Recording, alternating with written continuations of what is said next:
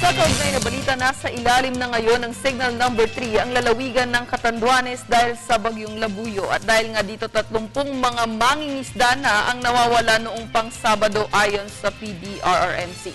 Ang detalye sa report ni Jackie Sa. Naitalang 33 mangingisda ang nawawala sa Catanduanes, Legazpi City mula pa noong Sabado ayon sa Provincial Disaster Risk Reduction and Management Council o PDRRM. Kasalukuyang nasa ilalim ng Storm Warning Signal Number 3 ang Catanduanes Province dahil sa presensya ng Tropical Storm Labuyo. Ayon kay PDRRMC spokesperson Edna Bagadyong, 14 sa 33 nawawalang mangingisda ay mula sa lugar ng Pandan. Ang 8 naman ay mula sa Gigmoto, 8 rin sa Bira at 3 mula sa Bagamano. Dagdag pa ni Bagadyong, naglabas na ng babala ang PDRRMC sa mga mangingisda kaugnay ang paparating na bagyo. Ngunit pumalaot pa rin ang 40 mangingisda, kung saan 7 ang ligtas na nakabalik at 33 ang nananatili pa ring nawawala.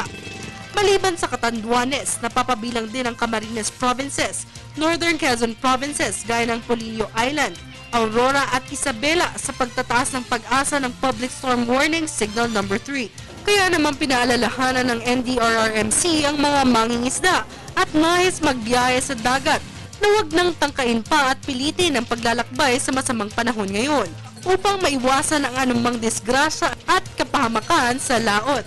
Sa masamang panahon gaya ng bagyo, siguraduhin manood at tumutok sa mga panahong balita upang makaiwas sa mga lugar na may baha at para naman sa mga kinakailangang pumasok sa trabaho, magdala ng payong at uminom ng mga bitaminang pampalakas ng kalusugan upang makaiwas sa sakit. Para sa Telebisyon ng Bayan, Jackie Sa.